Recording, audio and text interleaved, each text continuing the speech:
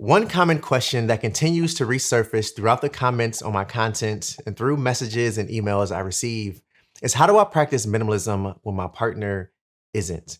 And when I say partner, I'm also referring to roommates, parents, in-laws, kids, siblings, even your best friend. And although living together can drastically change the dynamic of a relationship, the ideas I plan to share with you today are applicable regardless if you and the other person share the same space or not. So if you're the minimalist who's trying to get their partner on board, or if you're the other person who's not quite with this minimalism thing, but you're trying to understand for the sake of your partner, friend, or relative, then grab a seat, tune out the rest of the world around you, and focus on this conversation for the next few minutes. It's going to be valuable, and I don't want you to miss anything. All right, before we get started, I'd love for you to comment below and let me know which side of the fence you're currently on. Are you the one who's practicing minimalism, or are you the partner, friend, or relative who's trying to understand why this minimalism thing is so important to the person in your life? Okay, so how do you live like a minimalist or practice minimalism when your partner isn't? Should you try to change them or declutter their stuff behind their back? Do you disown them because they're not willing to declutter as much as you are? The short answer is no. Do not pressure your partner, friend, or relative to declutter or get rid of their things behind their back. And definitely don't disown them simply because they're choosing to consume more than you do. As tempting as it might be, nagging or decluttering your partner's things without their permission will undoubtedly create tension, diminish trust, and push the other person to become even more attached and protective of their personal belongings. If you're familiar at all with my content, then you know that I firmly believe that minimalism is A, unique and individual journey, which we'll talk about later, and B, is actually about living with more of what matters by choosing to want less of what doesn't. So, how do we balance these two narratives so you and your partner, friend, or relative aren't continuously butting heads? Well, the first thing is a must, regardless if you share the same space or not. You have to talk about it. Take it from me, as someone who is newly married and has had friends in every walk of life, I've learned that communication is the process of life. Without it, it's very difficult to get anything done or make progress, let alone understand. And yes, decluttering is already intimidating, mainly if you're new to the idea or hesitant about letting go of something when you don't know if you'll need it later in life or not. It can also be a touchy subject, especially if sentimental items are the topic of discussion. So if it's important to you, it's important to talk about it. Some key things to remember are: 1, listen to understand, not to respond. If I've learned anything from my relationship with Alexis, it's that communication is crucial. This one act is arguably the central life source of any relationship. And in order for that to work, you each have to be willing to listen with the intent to understand, not to respond.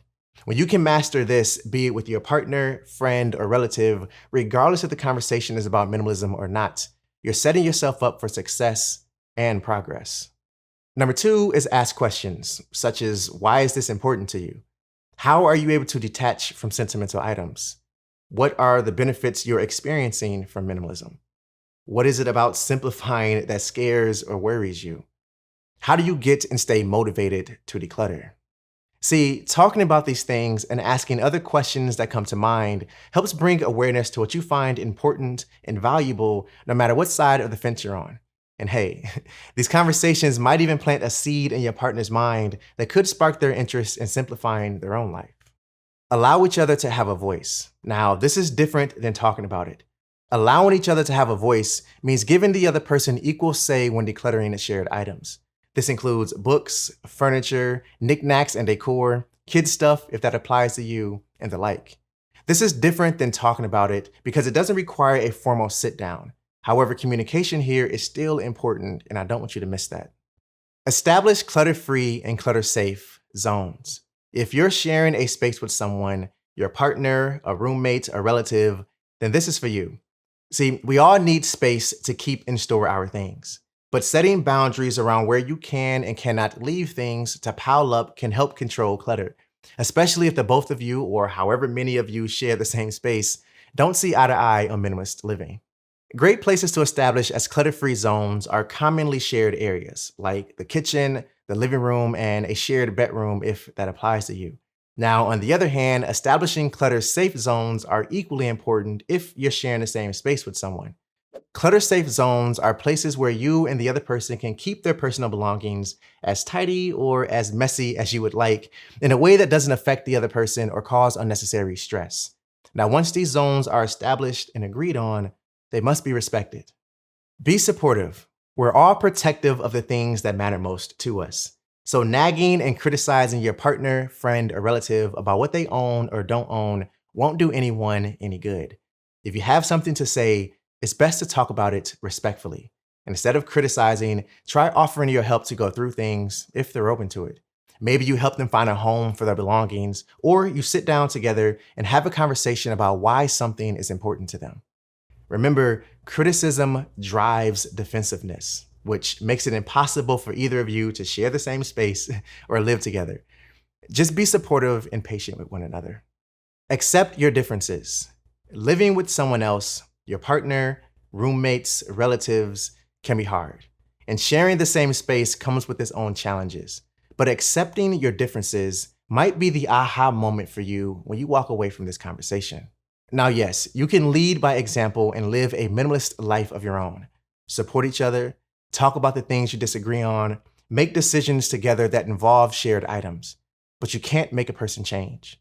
All you can do is respect them for who they are, love them where they're at, and keep communication front and centered. If I share something with you that made you think or reassess your personal situation, feel free to comment below and share as much or as little as you like.